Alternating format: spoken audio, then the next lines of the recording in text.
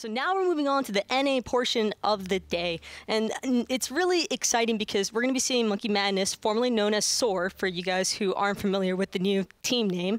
It'll be exciting to see them face off against Shadowq and the rest of Flashpoint, considering this is an entirely new roster, and then Luminosity versus Team Allegiance to close the day out. Yeah, LG versus ALG is going to be a lot of fun because, you know, ALG and LG should have a rivalry because they got very similar names. But, I mean, Allegiance, they make that switch. They've now got Neilma as their support. Can't wait to see how this guy can perform now into the SPL. He had a phenomenal performance here at Masters with the rest of his team. Unfortunately, they end up falling short in relegations. They kind of break up, and 3 of those members find their way into the SPL anyways, between Kiki, Skilladon, and Neilma. But I'm excited to see how this team can work, Allegiance, and where Luminosity is, because Luminosity also didn't really have a great Masters land. How much can they adapt? How much can they watch EU and understand what they're doing well and try and translate that to their own play? It's evident that there's a lot of talent between those two teams, so it'll be a very fun matchup to close the day out with. But before we can get into set number 4, we've got to talk about this game number 3 set matchup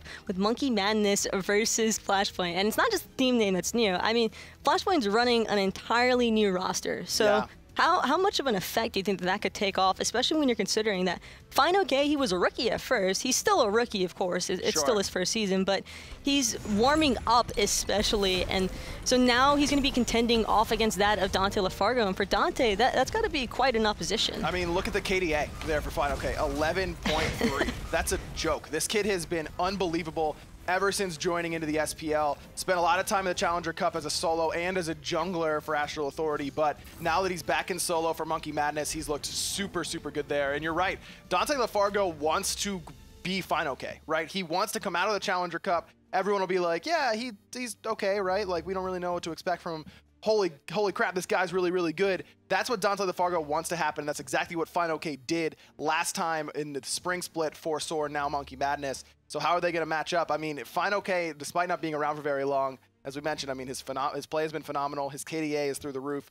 Dante's got his work cut out for him. Dante has a lot of work cut out for him, but I think that he has the possibilities to make it happen. He had a very strong showing in the relegations even, and he could be a very strong acquisition for the side of Flashpoint. He's a very eager player. He's incredibly disciplined already due to his experience with the Challenger Cup as well, similar to that of fineokay. So it's not like he's completely unfamiliar. Exactly, and he's got some veterans on that team. Well, really, one big veteran in Shadowq. Mirage has also been around for a little bit now after playing last season, but between Shadowq and Mirage, those are the 2 positions, like I mentioned, when Elevate replaces their jungler, that's difficult to do because the jungler is there in every facet. The support kind of fits that role. Flashpoint is new in every role outside of jungle and support, and those are the 2 anchors that can really help you adjust to new team members. It's best case scenario for replacing 3 members in my mind is keeping your jungle and support the same, so you're ready to go in terms of helping these new players come through. I'm excited to see how sops can do. Sheyka's got to prove it to me in the mid lane still. I'm excited to see this Flashpoint roster in action. I think this will be a perfect time for them to really show everybody else who's watching them today that they do have what it takes to compete against the rest of the likes in the NA SPL. But now, in order to be able to see what's going to be happening, we've got the casters to take it away. That's right. Monkey Madness. Now, this is a team formerly known as SOAR. They're going to be a monkey now, so a little bit different. But honestly, I'm expecting the gameplay to be very similar. Yeah, we'll see exactly how they do for Monkey Madness here, because I think same team, they're going to be continuing on with what they've been doing so far so good. Big story for me is how Flashpoint performed. Yeah, we saw them in the relegations, and they did pretty well for themselves. They clean swept all the way through, pretty much. They look pretty solid. But what can they do in the Pro League? A couple of rookies on this squad. How do they find their pacing? What can Shadowq do as the leader to make sure these guys get better and grow as time goes on? Yeah, it's a big question mark for me, so let's get right to the picks and bans. P's and B's, pretty please. Thank you very much. Straight on the screen, straight for Flashpoint first pick. So we'll see how NA do things differently to EU. Now, NA got a taste of European meta at Masters, and they believed that EU were ahead of them in terms of North America themselves, stating that for a lot of the pro players. So we'll see what they've adapted from that and what extra spice North America might have in difference to European. Interesting Serket ban here. Serket's a strong character, specifically in the hands of some of the players on Monkey Madness, but it also shuts down healers. So do you think that the ban for Serket tips the hand of Flashpoint? Surprisingly, I can understand what your thought process was there, but then they picked Bellona over Terra. And if you're going to go for the Circuit ban, then maybe you want the Terra instead. But you're probably a little bit worried just about the amount of pressure that Monkey Madness are going to have in the jungle by having Circuit. But then they get Susano. A Susano and Terra.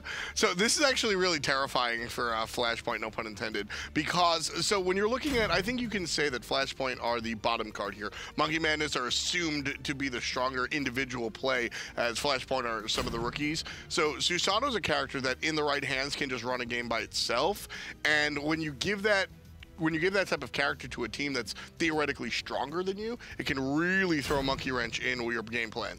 I didn't even mean that one. I'll apologize for that one. It was good. I didn't even mean that one. It's better if you don't mean it and you really just take it. Oh, man. I feel like I aggro. like the fact, though, that Khepri has been given to Shadowq here. For the simple reason is Shadow's like, all right, boys, listen, we're not expected to necessarily win this game, but we're going to give our all. What I want to see is my team, my front line commit over and over again. I will be there to pull you out of trouble. They've got Bellona and Thor to do that for them. Leave Khepri at the back with the revives to help them out. It's kind of an analogy to Flashpoint off the battlefield as well. Shadowq is just sort of there to sit on the back lines and go, you did that wrong, you did that right. Let me help you here, let you do this here by yourself. Flashpoint last year, I sort of called this Flashpoint University with Professor Shadowq. I think it's very similar in that regard, where Shadowq's the vet, been around for a long time, and he's got to sort of teach his team how to succeed. But he's not got Income with him this time around, and Income was able to do the same sort of thing as Shadowq and also help coach these guys. But yeah, let's say Income was the TA then. But now he's not got the teaching assistant with him anymore, which means that it's on his own skill and ability to actually teach this team. So with Incon out, Sheyka comes in. Sheyka's god pool is very, well, shaky, and Isis is one of the good ones, though. So I'm very excited to see how this works out for Flashpoint. Standard Thor in the jungle, Ho-Yi, Bellona. A lot of standard picks with Sheyka's Flash in the middle lane, and then Monkey Madness is going to be Scylla, Herc, Susano, Terra, and Cupid. Let's see how this one works out. Really eager to see how Flashpoint really winds up on the battlefield. Eager's not in this game. But yeah, Cupid, I do like the pick of Cupid. See how you did that? I did an aggro just for you, just to annoy you. But the Cupid, again, we saw this in the last set we just casted between the Pappies and Enix. Cupid's starting to rise to flavor, looking for the fight potential, the survivability, the sustain that's available for Cupid, and the fact that most of them are starting to go Bluestone more often now. Sure. Which is quite surprising, but that extra tick damage on hitting the Heart Bomb on the minion wave and then the dot that will be provided afterwards does help clear the lane a little bit stronger and allow them for a little bit better of wave clear. Yeah, I mean, it's 15 power on top of it, right? On top of the little Bluestone. It's 15 power on top of the passive as well as some mana, so I think that's why we see the Bluestone. But keep an eye on the support starts as well. Shadowq started off with the Sunder. Both of them did go for the Low-Nose Mask, which we've not really touched on. It is still one of the newer items where you get stacks that give you some gold back once you complete those stacks, and some health too. But his opposition, Jigz, the more math crafting known support player here, has gone with the frenzy start at the beginning of this game, since that got introduced as well recently. Right, yeah, we generally see this happen, and you can see already using that one. Looking for the fast clear on the left side jungle. Right side jungle, however, fineokay dealing some damage, and Flashpoint going to maintain control of the lane and push into the jungle with Mirage making the wrap. But notice the Shadowq started in solo lane to help Bellona clear this wave quicker. Nice little knock up from fineokay. It won't be enough to steal away the buff, and that's what he was really looking for there, still only being level 1. But the pressure that Flashpoint put on the middle and right hand side has out-traded what Monkey Madness offered across the rest of the map. Like Vetium and Jigz here, yeah, they've stolen red so far. Now they're going to get purple, but still, the right-hand side is still fully in control of Flashpoint. So I think we're at a point now as we enter our summer split, today being the inaugural day of that split, where andinster is no longer new to the mid lane. He's been here for a decent amount of time now, and I think it's fair to evaluate him comparatively speaking to other mid laners. I can do that. Where do you think Andy sits? Andy sits middle of the pack right now, and some of that is definitely down to god pool. For me, his god pool isn't that big on andinster. The gods that he's been playing and he's showed that he's good at, granted his Ra's amazing. Scylla and Ra crush it. But outside of that, what else has he really got? He's not shown us that much that has really performed in the mid lane to the level that you expect mid lanes to have very deep god pools. Hunters are mixed in there, and Andy used to play Hunters in the jungle, so he should be able to. But you need to have a very variable, flexible opportunities for yourself in the mid lane, and not just be able to hard stick to 2. Not necessarily meaning he can't play them. Andy played Uller in the jungle. Damn, that's a Hunter, right? You made it sound like he's bringing Shibbolonki jungle. Shouts to Proxy QQ. Well, that's a throwback. That is quite a throwback. Shibbolonki jungle of all things is almost as bad as Geb jungle, I'd say. Actually, no, I actually think it'd be better than Geb Jungle because Darkest Night is better for gang potential. Absolutely. Yeah. But it was always very interesting to me because we had our North American Andy and our European adapting. These guys are sort of top of the jungle level. Top of the jungle! And bottom of the barrel is going to be Andy! Although, hang on a second, because Homiefe might turn that around. The heal and a Sheyka! 5 from Sheyka, the Spirit Ball 2. Mirage comes back in with a double tap. And Mirage will get a kill, as does Sheyka. That combination of CC chain in the mid lane coming out there from Flashpoint was absolutely beautiful, bonkers play that just sets him up for the first kill. Listen, it's one play, and I'm not saying Sheyka's the second coming or anything, but that play right there reminded me of Saya's Isis. Just the complete control of all of the abilities. Isis is a control mage, and too often we see her as a push mage. Sheyka, my hat off to you. What a play. Same time, though, Andinster's probably not had to deal with being on the receiving end of a Thor-Isis combo as a mid laner either. Because that's a classic old-school combo that we saw for a very long time. Early pressure from a Thor and Isis, the combination of wall into silence or spirit ball, wing gust, double tap, spin to win. So much damage that can come out from that combo, and he took Aegis at the start of the game. We never really touched on it because the Aegis isn't going to be great against CC chains because you can't use it if you are stuck in the CC chain. And you saw how late his Aegis was because the wall, the Spirit Ball were all on point. To be completely fair to Andy's relic selection, if he beads, he still would have been in trouble because you can't beads a wall. Andy's level 5, misses his ultimate right there. Homiefe only level 4, chases down the kill with the help of Vetium all the way from the long lane. Sheyka's in trouble here though. Pops the Isis ultimate for a heal and has to get out of here. Not gonna lie, Sops, this is on you as you're watching your team die in the mid lane now. You should have called that rotation of Vetium up and rotating yourself because now Shadowq's dead. It looks like we're gonna see Sheyka fall too. Homiefe has his ultimate up and DanteLeFargo's in trouble with fineokay turning up,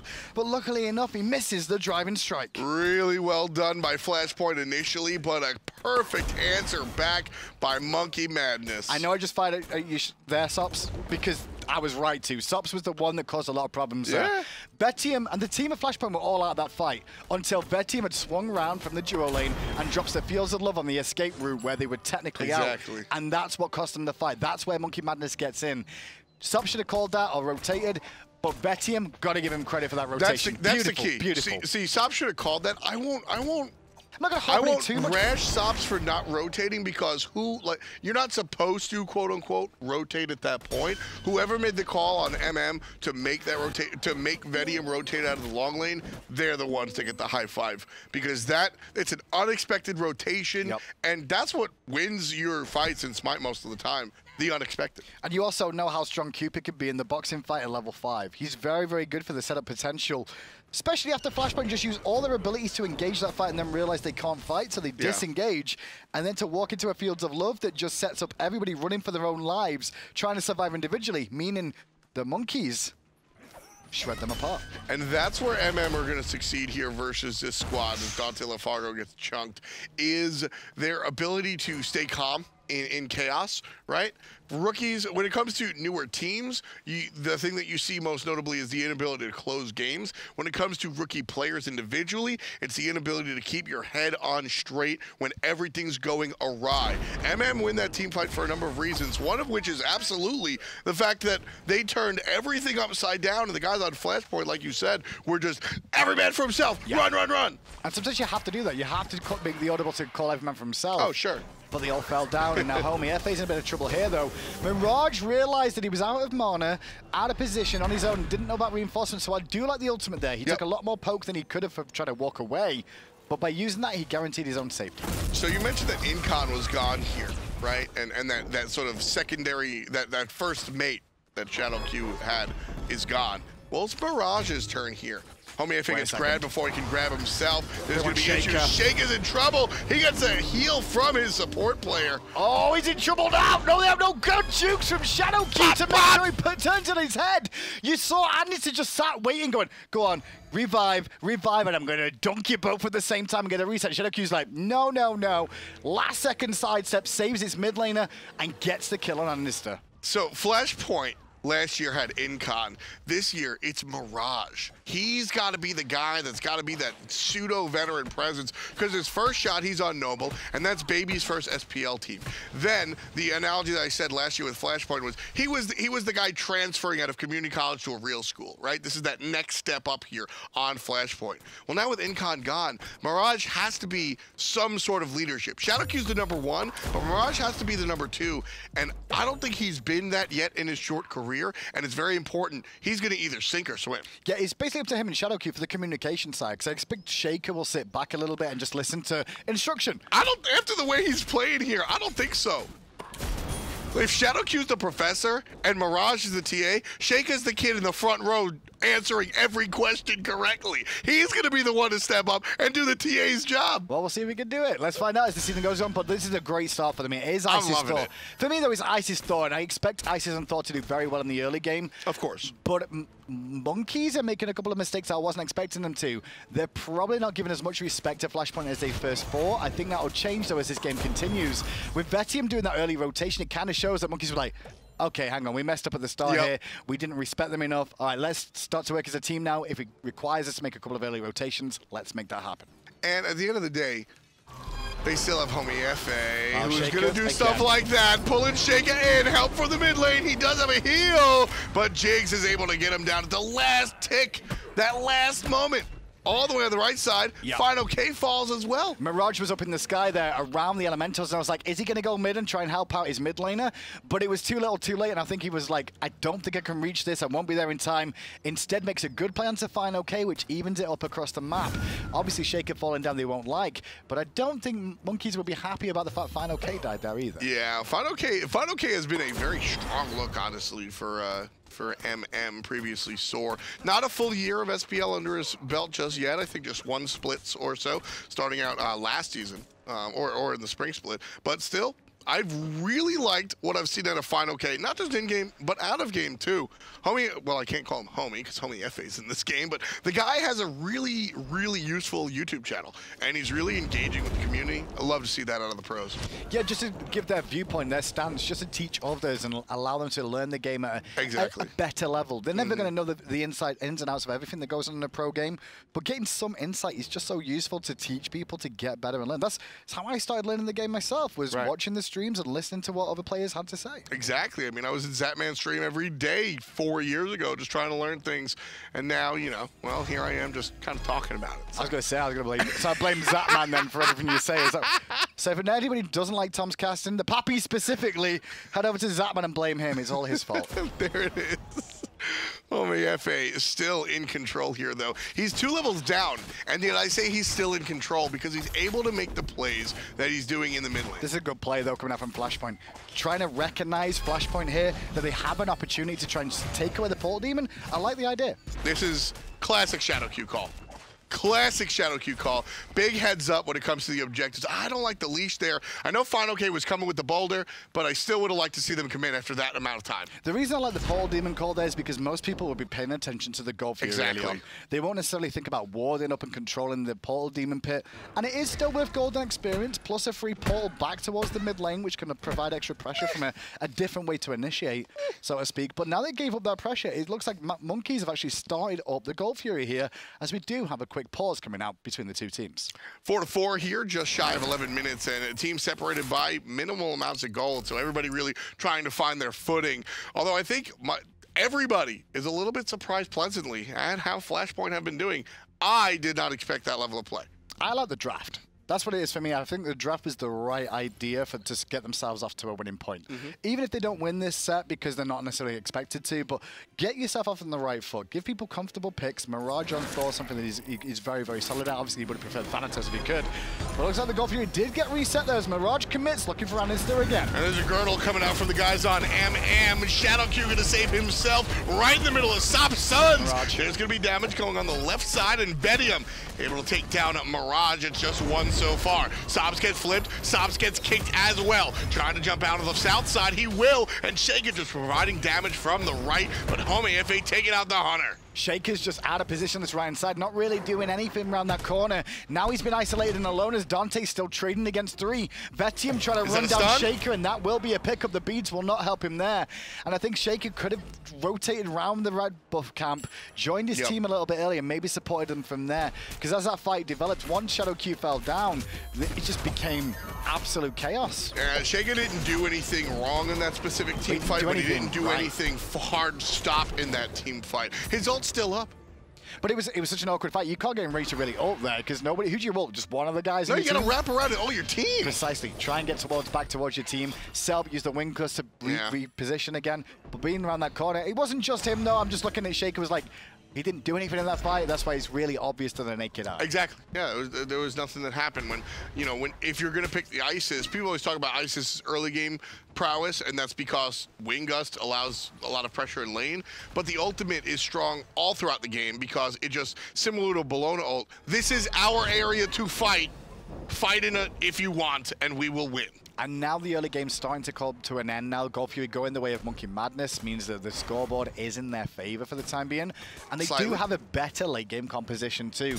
So as this game continues to grow, Flashpoint, they're not necessarily on a clock, but they are in one way because they realize that eventually the damage numbers that Monkey Madness will put out will supersede what they have to offer themselves. Yeah, it's not like they're, ooh, Sops in trouble. He does get the purple. He'll take a bunch of damage from Vetium, who still has the dash available, keep in mind, but the dash doesn't go through walls. Love the call from Sops to go towards the Golfury pit and jump over the wall there.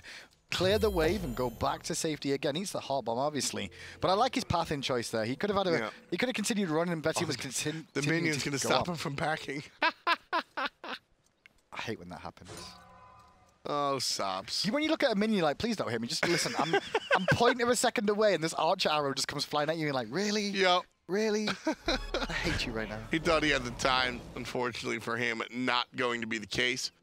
Mid lane, a lot of pressure as the rotation from Vetium is coming here, trying to catch Sheyka off guard like he did the first time. But Sheyka's got a ward in that left jungle. Fool me once, right? So not going to happen a second time, at least just yet.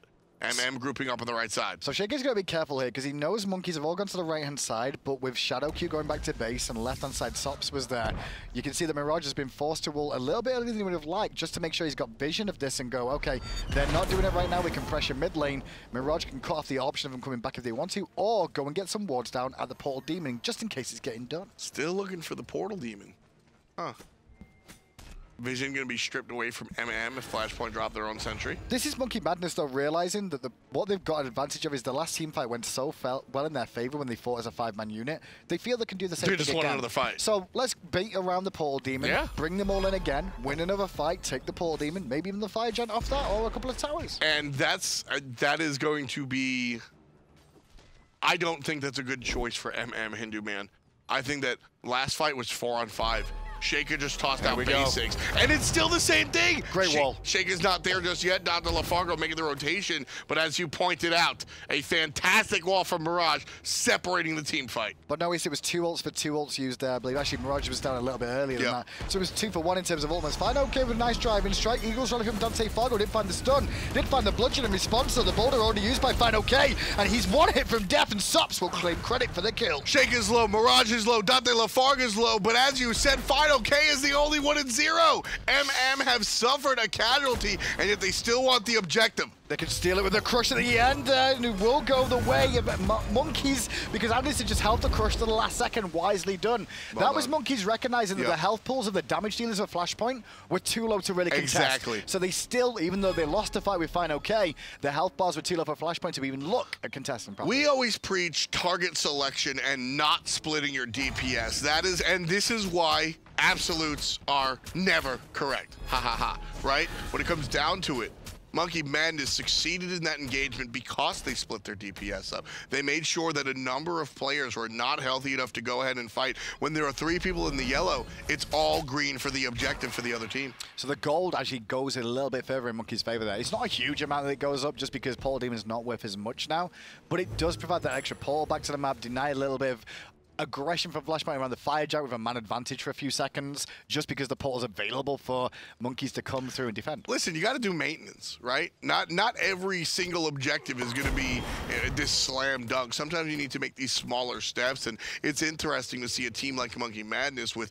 names like Homiefe, andinster, Jigz, Vetium. This is an established team, and they realize that they have to take smaller steps against this team full of rookies and unestablished pros. Because if they don't, Flashpoint's CC chain is insane. That's the big key here. Their crowd control combinations they have available to them are just so good at shutting down members of monkeys from doing anything. Right. Andinster gets caught out of position, it's instant beads, instant disengage, and then he's going to be very careful about his positioning, because next time round, Thor will be on his head, you're going to see the abduct come out, the spirit ball, the silence, so many combinations that Flashpoint have at their disposal for CC chaining that they have to be careful monkeys about overextending. That's what they've been doing so far, and it hasn't really hurt them too much, which is why we're going to continue to see it. Yeah, not so much. I mean, to be fair, it hurt them in the early game as we expected, but now that the pace has started to be set by monkeys, it's a bit of a different story. Now the Gold Fury is back available, though, and trying to find a little bit of poke damage on Jigz would have been nice there. Wanted to test the waters, just see how much that double tap would have hit. In fairness, it wouldn't have been as much as you may. I know what you're going, oh, he missed a double tap, but in my eyes, I'm like, oh, it was still. Hang on a second. Sops. He got beads. He's strong. He's not strong anymore because Gold Fury's up here after, and now that Sops has no beads, he's going to play so far back that those suns that rain down from the ultimate mean he's going to do that from deeper or risk himself going too far forward. Hey, shouts to the discipline coming out from MM. Drop it ultimate, right? As soon as the beads come out, they turn around. No thought about even chasing that kill in a Flashpoint's jungle, because that's how you throw a lead. Also because you know the rotation will come out from Flashpoint, and when a Khepri's hanging in the wings, you know they'll save Sops anyway. So getting the beads up is all they really could get as a bonus there. It's either kill or get beads. That's all that was ever going to happen. The rest they just have to give up. You know, Hitterman, this has been a really fun game to watch. We've got a decent amount of action, but more importantly, where the action has been. Flashpoint is a big question mark to me, and we're getting to see Sheyka come out and make his plays. DanteLeFargo, I want to see him now.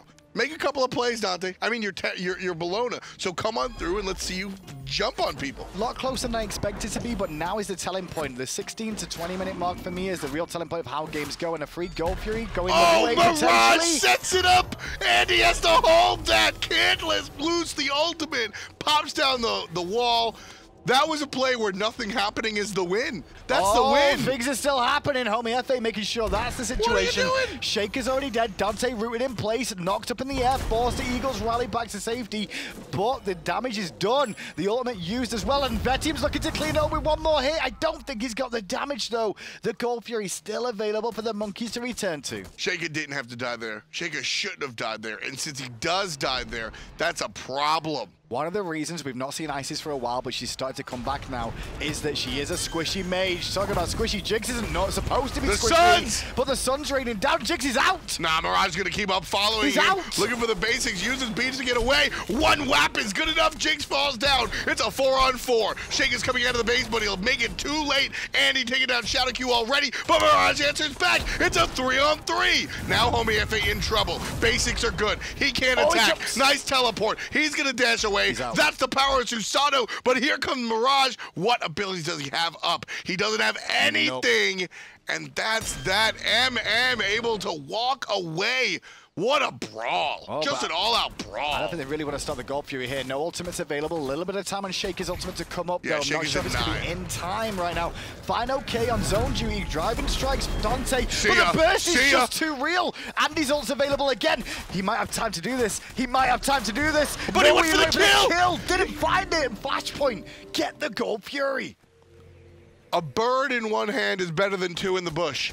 Andy should have gone for the objective, in my opinion. He should have gone. That's a 50-50 call in my book. Sure, it's a 50-50 call, but it's a 50-50 call in both of those scenarios. If he gets Dante, he gets the reset. Now, this is what I think. I mean, like, if he gets Dante, he may get the reset off the kill, which means he's got it available again to hit the Gold Fury in the next rotation of it.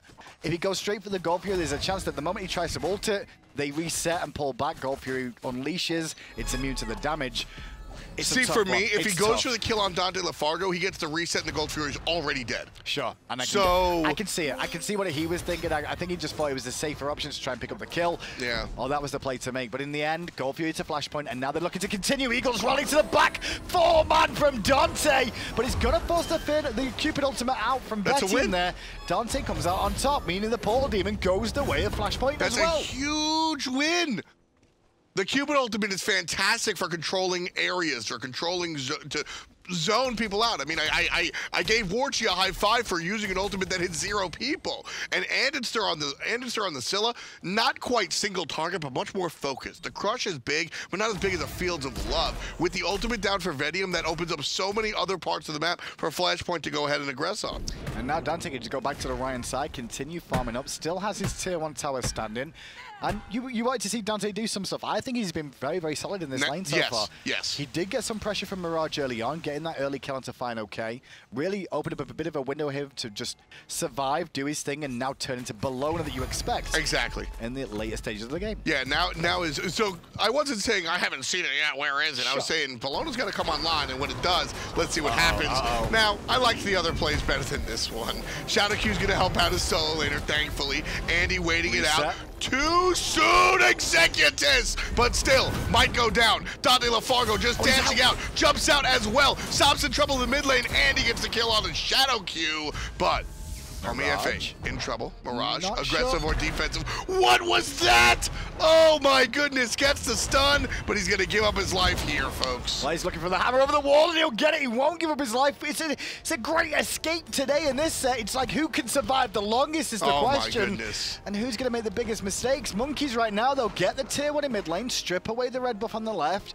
Shadowq was the only one that fell in that engagement. And to credit to Shadowq, he did his job. He helped his teammates survive and ended up being a casualty of war to make sure Dante survived to live to fight another day. And the fact that Dante's still around allows a lot of defensive options for Flashpoint. Unfortunately for them and their fans, they lose that tier 1 tower, but they still maintain a very slight gold lead. It's beneath 1,000, so it's less about, the reason I mentioned it, it's less about an actual lead and more about just an illustration of where they've come, where they are.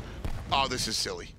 Okay, good. I think that was a warning shot to see if anybody was around, if they had vision, and if nobody was around for monkeys there, maybe they could. It's like robbing a bank, right? Yeah, you're looking to steal it, but you're not necessarily going to work if the police actually sat at the door. Yeah, you throw the brick on the through the window day 1, you see how long the cops take to come.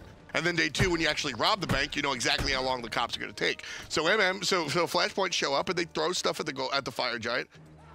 Okay, they show up in 5 seconds. We can't do this right now. We'll wait till later. We'll have to wait until a few more seconds, that's for sure. Try a different time of day, maybe. When they're sleeping, we'll try and catch them there. Exactly. That's what they're looking for right But there. this is still an even game. The problem is as I mentioned earlier, Monkey's composition here is stronger the longer this game goes. And Flashpoint will have Sheyka obviously on this ISIS with the Spirit Ball detonation of the ultimate combination, the Circle Protection is great.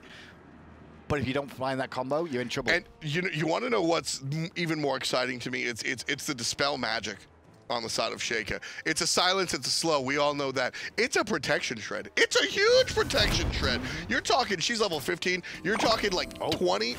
Trouble here. Vetium took the trade off Sops, got a nice ricochet. In the end, it's even. Vetium will fall back down and sustain back with his hearts, and Sops just sat and ate it because he realized he had beads, he had Aegis, didn't want to use either. Straight 1v1. And I love that play from Sops. I think that play out of Vetium, that play out of Vetium is to strip relics. Did you see what he did there, though? I realized that he tried to ricochet off the wall of his own tower to clear the wave, but instead... The last second Aegis! Will he be safe? Oh, no. Beads coming out from Homiefe will allow him to escape, and Vetium healing up. Shadowq round the corner, looking to collapse. Bad news is if Shadowq keeps going in here, andinster's dropping round, as is Jigz to reinforce, and Shadowq's dash being down, they may look to commit, and they will look for Shadowq. Mirage goes to the sky, might change this gameplay, lands right on the back line into Terra nonsense, trying to block Homiefe in instead of out, and Sheyka's going to toss a stun ball, not going to get hit, but he will get hit by the crush, not enough to take him down. Tier 1 falls. And that's just because having the Hunter there was a little bit more available for them. In the jungle, though, Dante's been pressured out by fineokay here, trying to make sure he's pinned down, can't get back to base. He should be able to run him down. fineokay at full health. This should be a free kill in the solo lane. No, he has to give it up at the last second. It's about survival this game. Like, everyone keeps getting away with various amounts of health every time. That's been the story of the day. I mean, did you see Nulissa wound up true, falling, yeah. but you saw that Nulissa play. That was intelligent. That was incredible. Problem is, though, Monkeys hung around a little bit too long, wanting to go through. They might find Sheyka, though, again, who just burst down. And Vetium's in a bit of trouble there, but the Aegis buys him enough time for the Cupid ult to explode and get that Mesmerize off. Write this one in your notebooks, folks. This could be the turning point of the game at 26 minutes here. This team fight for MM has been, it's just been better than the rest of the fights that we've seen so far out of the Red Squad. The double stuns repeatedly coming out of the Terra play from Jigz. What wonderful control. Sops takes down fineokay, but it's a backline. Beautiful play from Flashpoint, honestly, there. But Homiefe is going a little bit deep, and he chose the right angle. He wasn't choosing to go towards Sops. He was trying to escape in the end, but Sops still under pressure. Jigz gets a bit of Jigz is screaming at his team right now. What are you doing? I've locked down Sops completely. And Andy, Vetium, and Homiefe can't get in because of the zoning by Flashpoint. That was MM's arguable best team fight this game, and it still doesn't wind up as good as I thought it would have. I honestly expected MM to wipe or come close to it, but the control from Flashpoint was there. Not gonna lie, the calls from Flashpoint seem to be really solid. Yeah. Really solid. Like, when we're gonna contest, when we're not gonna contest, what we're gonna try and do in these engagements seems to be working in their favor.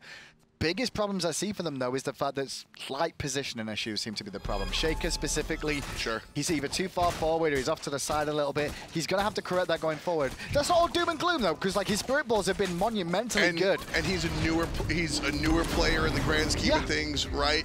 These are the mistakes that you kind of expect coming out of a challenge. Because again, talking about the poppies I mentioned, you're just used to playing against a lower threshold of player. You get away with more stuff. You don't get punished as often in the lower scenes strictly because they're not as good, right? You're playing against MM. Homiefe is arguably one of the best jugglers in the world. He's going to punish you. Look at it this way. You're in the highest league available for their level of play. Yeah.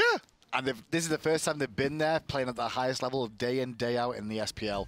There's going to be so much learning and transitioning from ranked Mirage in the queues sky. Mirage in the sky. Lands on down. Gold Fury goes the way of monkey madness. But Call now them Mirage modest is monkeys? into monster monkeys. Why? No, there's a monster, that's why. They're certainly Get not confused. modest. No, that one's not, but I don't think Andy's going to be in range for the next one. Sops to juke back, though. I didn't think he was going to get out. And now Sheyka's on the run again. Crush will hit. Aegis used. And meanwhile, look where Shadowq and Dante were. Completely different page. There's the problems. 14-9, MM with a great play. See, Sheyka, man, he's reminding me of Scylla. The spirit balls are really good. Oh, Really man. Oh, man. Monkey with- Madness not done there with the Gold Fury. They're going to push on for a Tier 2. That's going to turn that 3,000 into 4,000, 4,500 to be more specific. And there's the dip. There's the dip in the graph. You were saying you expect this could be the turning point. Well, it is. And now Dante, mid lane getting picked here. Forced the Eagles rally back to safety. Also the ult used from Shadowq. 2 ults down. Sheyka Spirit Ball will clear a couple of minions. But I tell you what, Monkeys will clear the tower. Easy. Or at least they're making it look so. The first 25 minutes of this game did not look easy. But MM able to just turn around and make one team fight. And able to just take this one to the But that bank. wasn't really a team fight, the last one, because what it was the damage dealers were all grouped together, and the front line, Dante and Shadowq, were in mid lane. Yeah, that's They true. weren't grouped up, and Monkeys recognized that, abused the situation, and then it's like, well, that's why we lost all this gold. Yeah, just, oh man. Let me be very honest with you for a second, Hindu man. I was not excited about this Flashpoint roster. I thought this was going to be a boring match. I thought that this team was just going to sort of do things for 5 weeks, and I have already changed my expectations. I mean, I think the reason everyone probably came into that thinking that about Flashpoint is who are because these of people? last split as well. Last Sure. split, similar story, with more known players on the roster too. Incon specifically. Incon on the roster, like, they expect something out of this team. Right. Now it's Shadowq with Mirage again, and Mirage has been around a little bit, but he's never really been the flashy guy on the team. And then you add 3 rookies to that, 3 rookies in the Pro League. You're not going to expect miracles. Sure. It's the same way you look at Pappies and think they're probably going to be in the bottom 2 just because they're not used to the pace of the See, I Pro think League. it's the other way around. Last split, you're right. They had more name recognition, but we all remember ALG. Matty Pocket didn't do anything. He was miserable, right? So it's not about name power. It's about how good you are. And what I'm seeing out of Sheyka, no disrespect to the former teammates, what I'm seeing out of Sheyka is already better than what we saw out of other members on Flashpoint last split. This is exciting for me. I don't like. I know Sheyka from watching. Sops is a newer name, and I'm still excited. And this is game one. Remember that. This is still game one. There's another chance for Flashpoint if they do lose this one anyway. Talking about that, it looks like Dante's in enough trouble, though. The walls come crashing in from Jigz, forcing Shadowq's ult as well. 2 ultimates down, and that means the carries have to protect themselves now. fineokay with a nice try, but can't find the flip.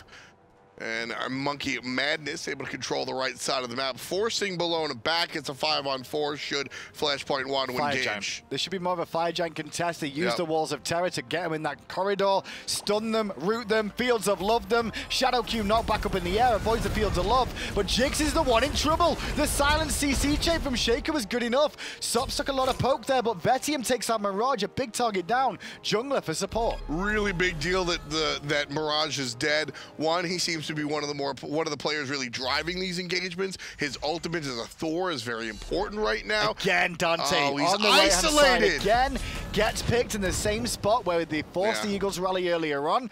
Just looking to try and wrap around the side, push some minions out at the same time. And instead it gives Monkeys a power play at the tier 2. And this one, with these players dead, with Mirage and DanteLeFargo down for a long time, I think this is definitely MM's spot to go ahead and take a tier 2 nice and easy. fineokay gonna push up in this lane. Shadowq can't do much, and Sheyka can just wave the wings. And I expected Monkeys to siege around the Fire Giant there, try and bait another 1 or 2 in, but instead they find the pick, take a tier 2 because it's more accessible to him with a minion wave coming in, then fall back and rinse repeat. They hung at the corner there, looking for an opportunity to catch somebody rotating around, but Shadowq just too aware. Quick pause though, coming out from the 2 teams. Yeah, slight disconnect here with Sops. He's got to go ahead and get his everything else together and see what they can do. Now you mentioned that, you know, this was an early game draft. So to see the collapse come a little bit later, not really surprising, I guess you could say. But what I want to highlight is the fact that despite the fact that, yeah, they're an early game draft, they're supposed to win the early game, they went above and beyond. They're executing their draft well, though, for the fact that now that the game's gone towards towards the later stages, the execution of their composition is good.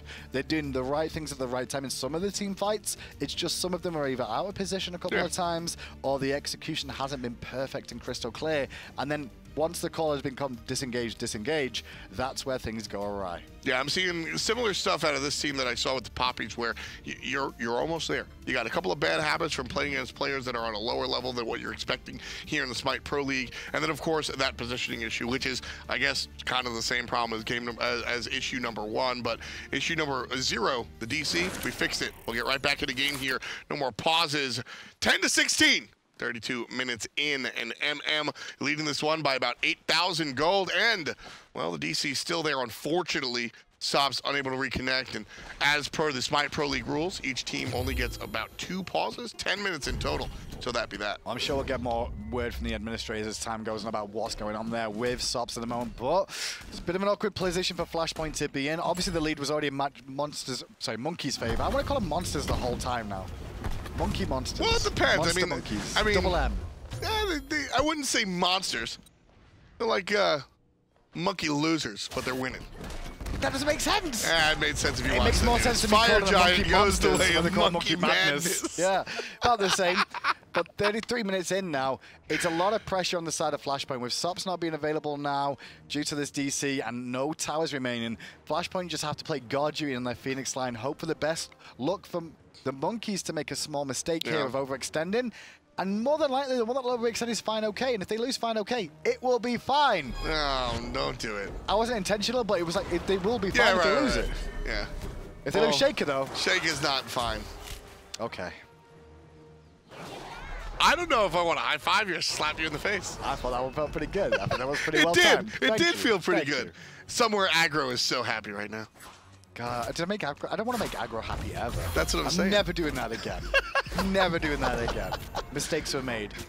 I like the fact Monkeys are kind of slowing it down for a second because I think they were trying to give chance for Sops to get back in, and that's what's happened here. Sops is now back in the game. Yeah, that's what I do when I'm trying to give somebody time to get back in. I do Gold Fury and put my lead even further up. But do you really need the Gold Fury though? Realistically, could have they taken a Phoenix 4v5? Yeah. Are the minions in the right position to really siege a Phoenix here? Yeah, I actually think the Monkeys, whether they'll admit to this or not, I think they just kind of held off for a second and hope those Sops give them an extra minute to come back. I'm going to be the bad guy real quick.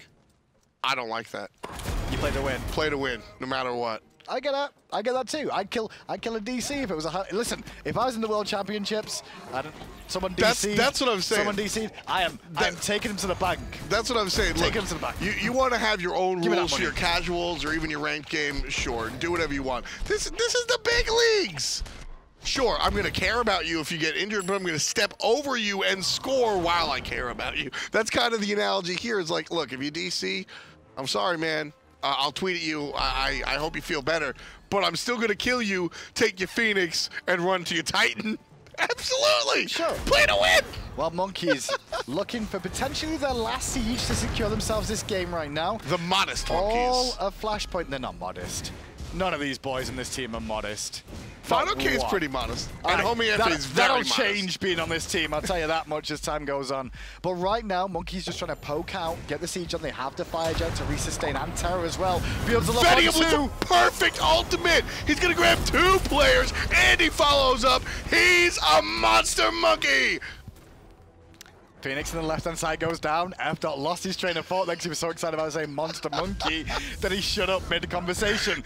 Mirage to the sky, though, looking for the big old dog. Gets 3. Homiefe the brunt of the damage, but Vetium is the killer on the front lines for the Monkeys. fineokay dueling with Sops, and Sops is having a hard time of things up against fineokay. fineokay D has aside for for Monkeys, and that is game 1. fineokay has been such a pleasure to watch. I think I said it earlier, but I have been loving watching fineokay in his young SPL career. He makes the aggressive plays that I want to see. He knows how to do it, man. What an excellent addition to Monkey Madness. And, you know, that came, keep in mind, Walrus. fineokay was an accident. Benji left the team in an odd spot, and I remember the situation. The SOAR guys maybe not so, but the feeling around the scene was just like, well, they literally couldn't find anybody, so they just went Challenger team. fineokay, I guess we'll take him. And he's been one of the brightest spots of the league. That's kind of the idea of what the Challenger circuit is supposed to bring, though, is that these teams get themselves to the cusp of being on an SPL team, and then when the SPL teams need players, they should be looking down the Challenger circuit like, okay, who's doing well here that can bring up? And that's exactly what But there are happened. guys that stick out. You can sit there and go, oh no, we need a hunter. Holler at a data remember. Oh, we need a guardian. Holler at Neil Ma, like we saw out of Oxygen Supremacy. fineokay wasn't on the tip of everybody's tongues, and here he's on the top of everybody's brains because of how he's been playing. Fun stuff. Game 1.